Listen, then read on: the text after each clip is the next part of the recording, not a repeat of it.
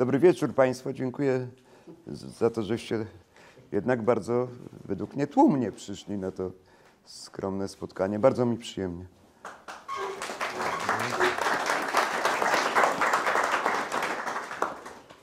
I o ile powodem jest osoba autora, osoba naszego gościa, naszego spotkania, o tyle pretekstem jest, powiedzmy, dokładnie ta książka. To ja przeczytałem dopiero niedawno i ona nas interesuje z kilku powodów. Z powodów przede wszystkim terytorialnych, nie przede wszystkim, ale tematyki żydowskiej.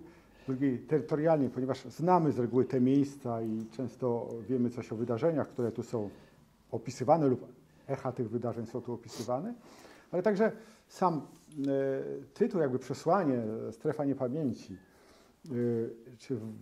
ponieważ my, nasze stowarzyszenie zajmuje się dokładnie właśnie tym, czyli przeciwdziałaniu tej niepamięci na swój sposób.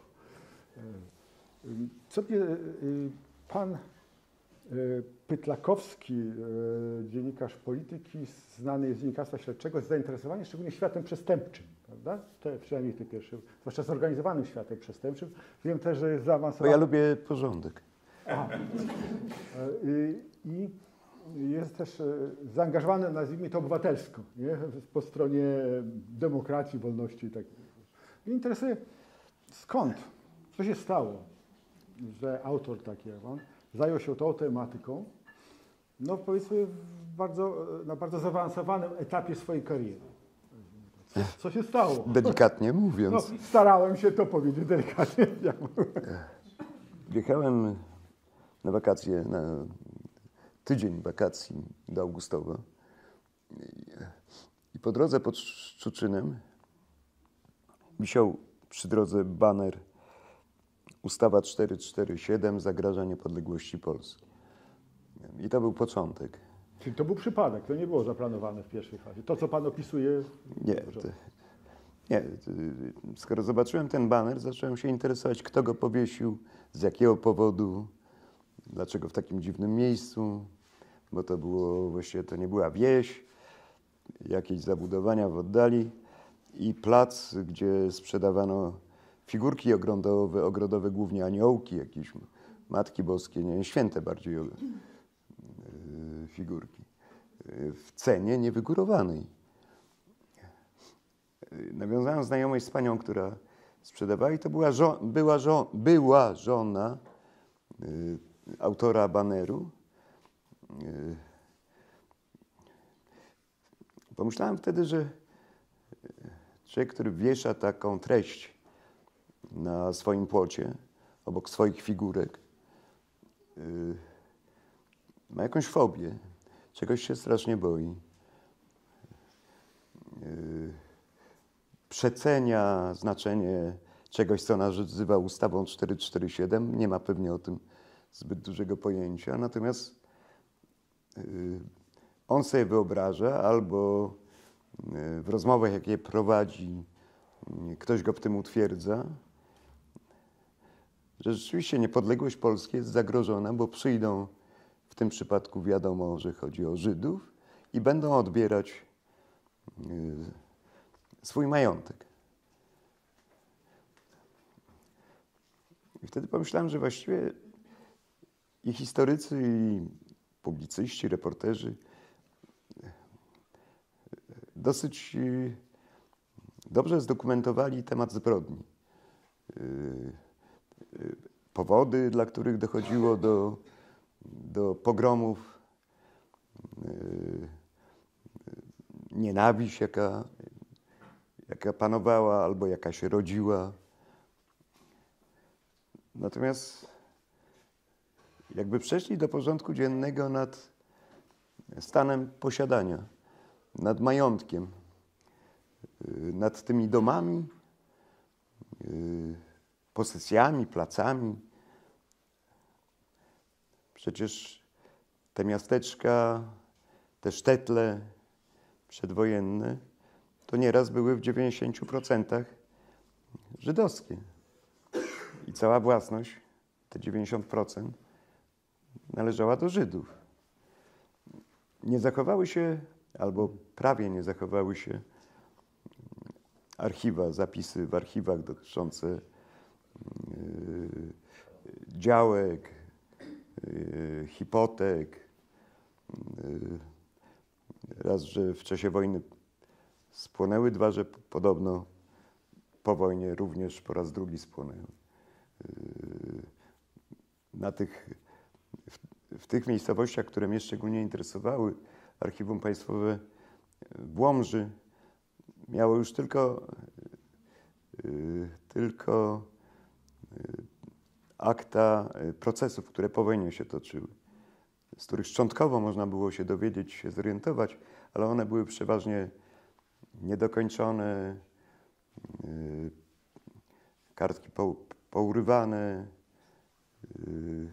Było 14 procesów bardzo ciekawych, bo dotyczących właśnie spraw majątkowych, dziedziczenia, kto po kim. Jeśli można zapytać, I cisza. dlaczego pan uznał, że to jest tak ważne, żeby się tym zająć? No, temat jest, No dlatego, że jest to temat. ale tylko tyle. A nie było jakichś innych motywów? Osobistych nie. A nie osobistych, to znaczy, że to jest jakoś ważne, nie wiem, politycznie, społecznie, że... Nie. Wydawało mi się, że jest biała plama, że trzeba to jakoś starać się zapełniać. Skończę z tym archiwum w Łomży. No bo potem okazało się, na szczęście więcej to takich didaskaliów bardzo ciekawych jest w archiwum w Ełku. Co pozwoliło mi tam w książce zbudować parę wątków. Ale też jest tego za mało. Więc w końcu zacząłem, jeżdżąc już do tych miejscowości, szukać świadków. Szukać starszych, bardzo starych nieraz osób, które pamiętają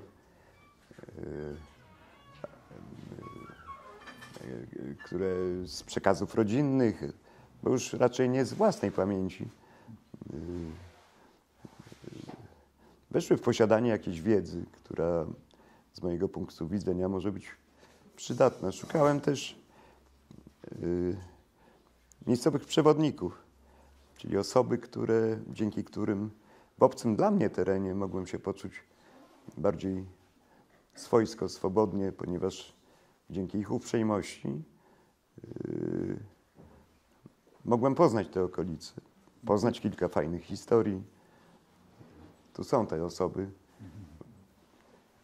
Pan Nareczko z Ciechanowca, pan Marek Chmielewski z Orli. To są jedni z moich przewodników.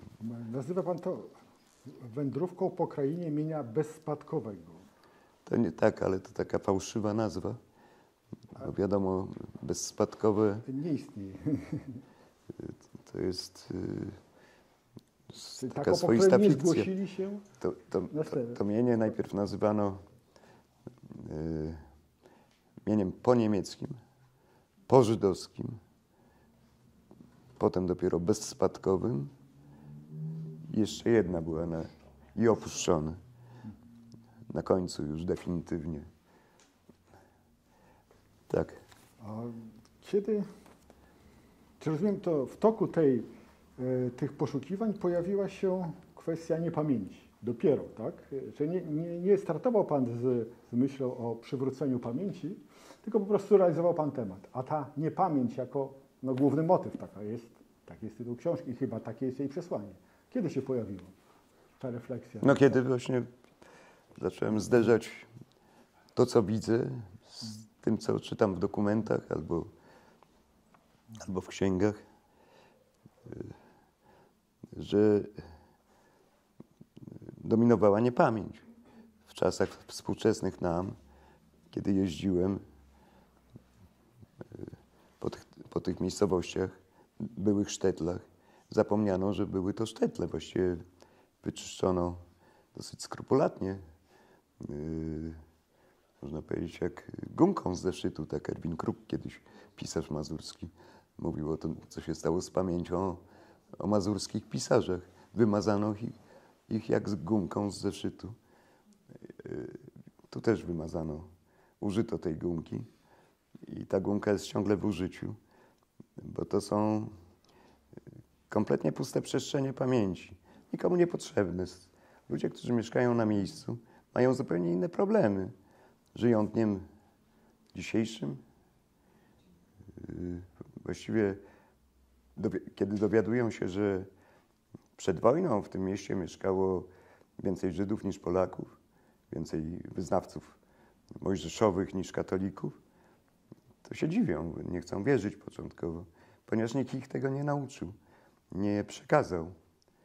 Młodzi ludzie w ogóle traktują to jako egzotyczne jakieś obrazki, nie z tego świata.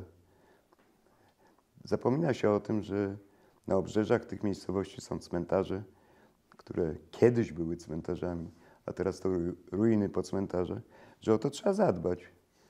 Nie dlatego, że mamy dbać o to, co żydowskie, bo Żydów nie ma, tylko mamy dbać o to, co jest materialną pamiątką przeszłości. I to jest obowiązek wszystkich żyjących. Tak jak dbamy o cmentarze katolickie, chociaż wszyscy już wyjechali. Zostały tylko cmentarze czasem w niektórych miejscowościach, ale są zadbane, bo ludzie czują jakiś zbiorowy obowiązek w stosunku do miejsc pamięci. Stąd jest ta niepamięć. A jeszcze jest istotna, dlaczego strefa. No, dlaczego? Dlatego, że dzieje się ta książka również współcześnie. Dlatego, że jak jeżdżę po tych terenach, to napotykam się na ludzi, którzy uciekają przez granicę z Białorusią, którzy próbują przez Polskę, no nie ma co się oszukiwać, że oni w Polsce szukają miejsca dla siebie, chcą przez Polskę uciec do raju. Więc po to, żeby im to utrudnić, ja nie mówię już o pushbackach, słynnych wywózkach, ale mówię o strefie stanu wyjątkowego, jaki władze ogłosiły po to, żeby aktywiści, różni lokalsi, którzy szli z pomocą, mieli tą pomoc utrudnioną, nie mogli pomagać. Patrzcie Państwo, ile tych osób, tych migrantów czy uchodźców, zależy jak ich nazwiemy, od 2021 roku, od sierpnia, umarło w polskich lasach i na polskich bagnach. Teraz już właściwie rachuby nie są prowadzone, bo się można pogubić w tym. Pan Ryczko jest dyrektorem szpitala w Bielsku Podlaskim i to jest jeden z tych frontowych szpitali, do których dowożono osoby, które wymagały pomocy lekarskiej. Syryjki, Kurdowie, Jemeńczycy. Pół świata tam przyjeżdżało do ciebie. I stąd ta strefa. Jakby w Pana książce ten wątek jest bardzo silny. Skoro już go Pan poruszył, myślałem, że pojawi się później, ale skoro teraz się pojawił, to pomówmy trochę o tym. Ten wątek jest bardzo silny. Momentalnie zaczyna dominować nad głównym tematem. I ja czasem mam wrażenie, że jest tam taki rozdział. Znaczy, to kiedy przypomina Pan konferencję w Wannsee w 1942 roku w styczniu, która stworzyła takie systemowe podstawy do ostatecznego rozwiązania kwestii żydowskiej. Jednocześnie wspomina Pan dosłownie w następnym zdaniu agresję na Ukrainę jako próbę rozwiązania kwestii ukraińskiej i jednocześnie zaraz chwilę przytacza Pan te zachowania polskich służb wobec uciekinierów, uchodźców okrutne. I czy rzeczywiście uważa Pan, że to są te różne przejawy tego samego zjawiska? Czy tego samego problemu? Nie wiem, no, ja sobie zostawiam zawsze prawo do przerysowania pewnych problemów, po to, żeby łatwiej można dotrzeć do ludzi, żeby zrozumieli, żeby się zastanowili, pochylili nad tym. Ja oczywiście nie widzę prostej analogii między ustaleniami w Wannsee, które są faktyczne, zachowały się dokumenty, a hipotetycznymi naradami Putina z jego sztabowcami, bo o tym nie wiemy. Ja sobie to wyobraziłem, mam do tego prawo. I opisałem to tak, jakby się to wydarzyło, zastrzegając, że nic o tym nie wiem, dokumenty jeszcze nie znalezione. I tak samo sobie wyobraziłem, że Kamiński z Wąsikiem zorganizowali naradę, gdzie przyszli różni radcy prawni różnych resortów i gdzie zastanawiano się, jak zgodnie z prawem zrobić tak, żeby było to zgodne z prawem, żeby można było ludzi do lasu wyrzucać. I to takie polskie wąże byłoby, gdyby... Znaczy ja jestem przekonany, że taka narada się odbyła, ponieważ szukano na gwałt jakiejś metody, która pozwoli wbrew prawu europejskiemu, międzynarodowemu wprowadzić te pushbacki. I wprowadzono to i trwa do tej pory. Mnie najbardziej martwi to, że mamy nowy rząd, a jakoś nikt się nie odżegnuje od tych pushbacków. Chociaż to jest nieludzkie. Tyle, co mam do powiedzenia na ten temat. Tak, bo to wróćmy troszkę do tematu żydowskiego, który, czyli poza tym, że Pan stwierdził tą niepamięć w tych strefach, nie, istnieje tej niepamięci, próbuje Pan tę lukę zapełnić. Prawda? Mam takie wrażenie. Opowiadając o tych miejscowościach z punktu widzenia współczesnego, czyli poprzez współczesność, przechodząc do relacji także wcześniejszych, pokazując przede wszystkim jakby dorobek, czy nazwijmy to potęgę żydowskiego dziedzictwa w tych miejscowościach, ich dominację i ich rolę. Prawda? Opisując niemal topograficznie miejsca szczególne, często porównując je z tym, co tam jest obecnie. Prawda? Czy przyjął Pan tą metodę, tak powiem, świadomie jako sposób na, no właśnie, na przypomnienie, na tym, że to byli sąsiedzi, którzy tu byli przez tyle lat i decydowali o charakterze tych No pewnie tak, to jest celowy zabieg. Nie tylko miejsca, ale też imiona, nazwiska, zawody i pokrewieństwo. Staram się to wyłapywać. To jest wiedza pochodząca głównie z ksiąg pamięci, czyli pinkasów, które ukazują się w języku polskim już od kilku ładnych lat,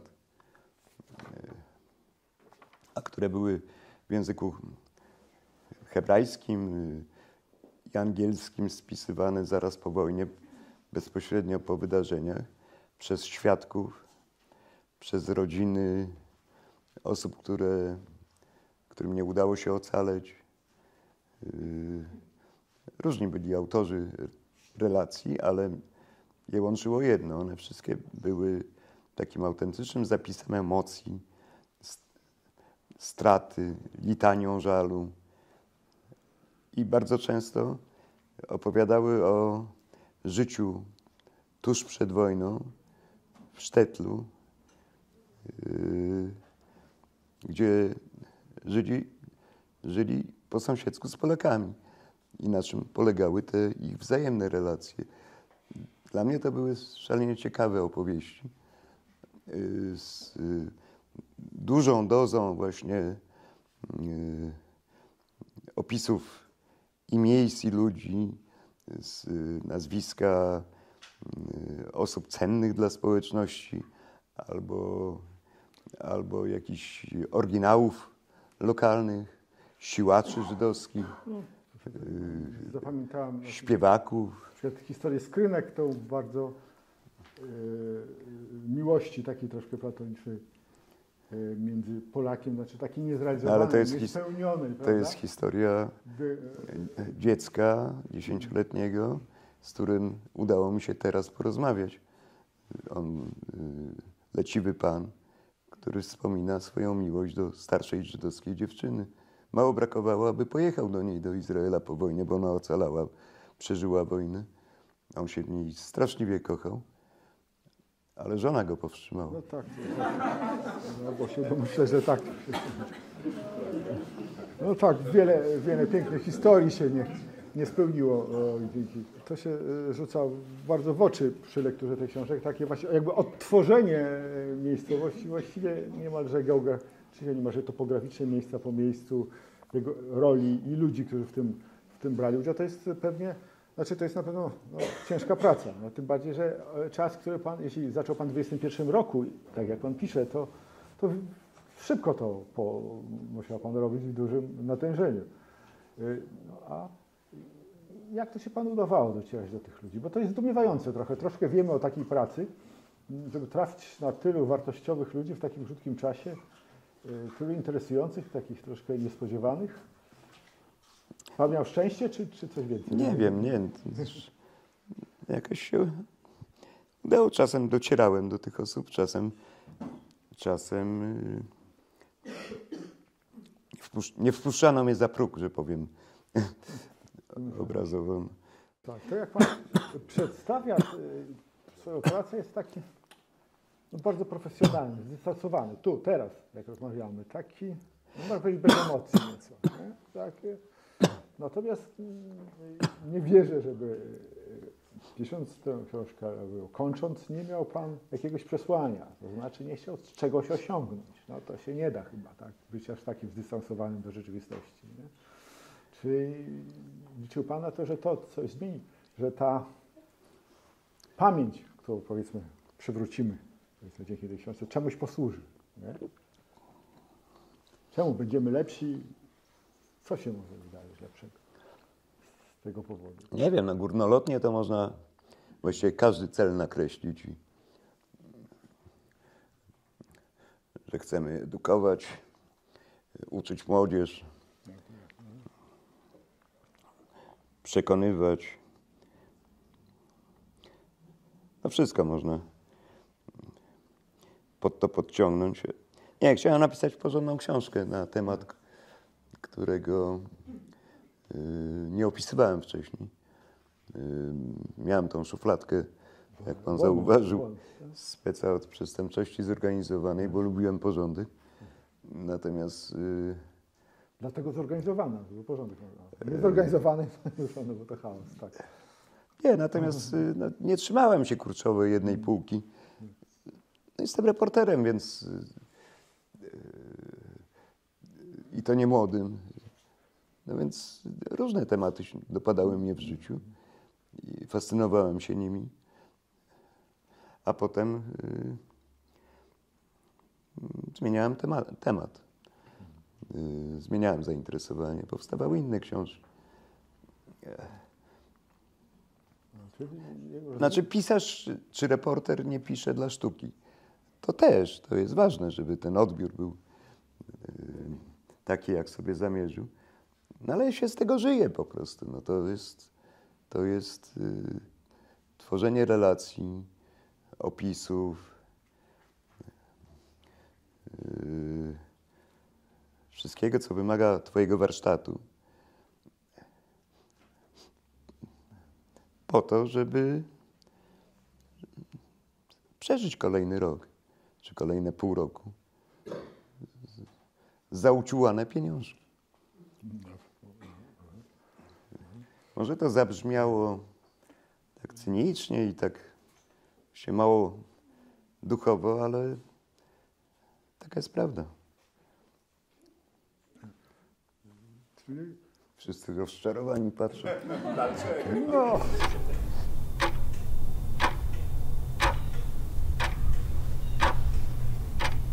Alon. Jego przeszłość z Polską ma bardzo mało wspólnego, bo jego ojciec przyjechał do Izraela z Rumunii, to był emigrat, Żyd rumuński.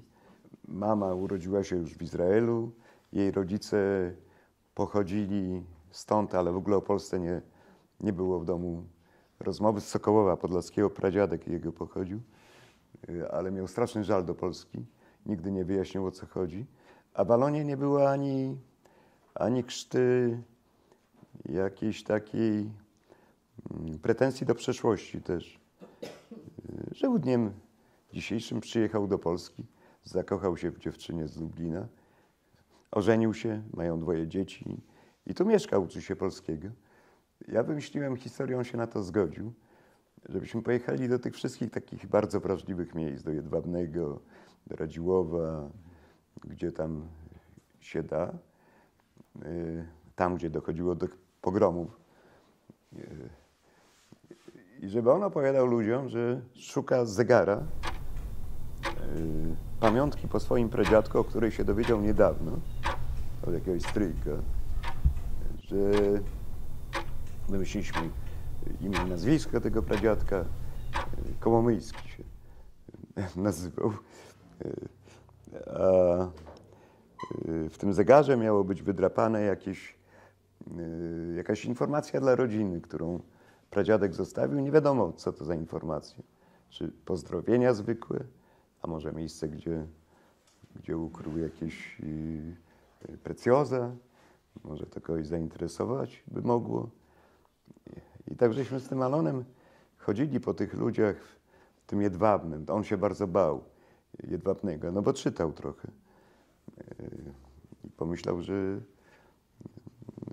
że go potraktują jak człowieka, który przyjechał z Izraela, żeby zabierać swoje mienie. Ani razu nie spotkała nas żadna przykra historia, żaden przejaw antysemityzmu. Ja byłem takim rodzajem opiekuna Alona, czyli znajomym jego rodziców, który się ma nim zajmować i pomagać w tłumaczeniu, gdyby zabrakło mu słów po polsku. No bo on po polsku mówił. Świetny wygląd miał, taki izraelski typowo. Do gruntu, że ludzie z nim sympatyzowali i po prostu mu zaczęli kibicować. Tam padały takie głosy, że właściwie to normalne. No.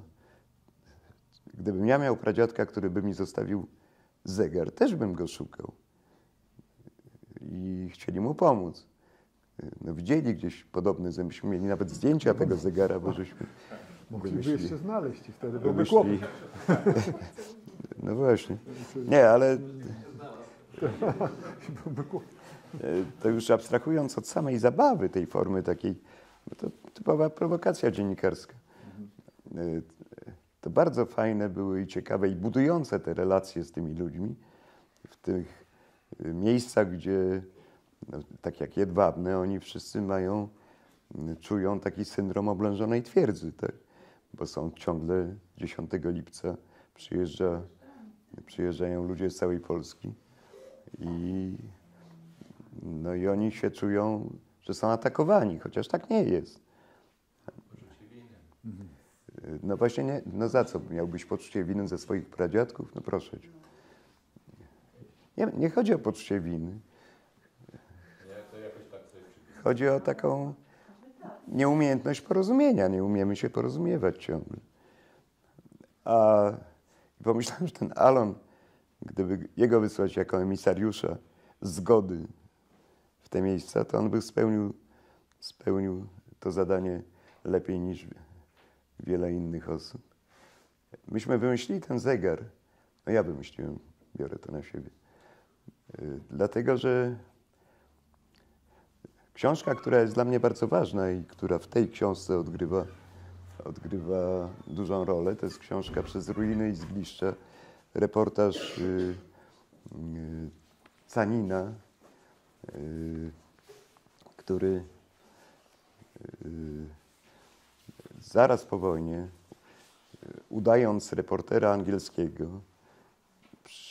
jeździł po kraju, zwiedził 100 miejsc, które kiedyś były sztetlami i szukał śladów żydowskich i nie znalazł. I on płakał rzewnymi łzami. Ta książka jest taka utrzymana w klimacie jak te księgi pamięci.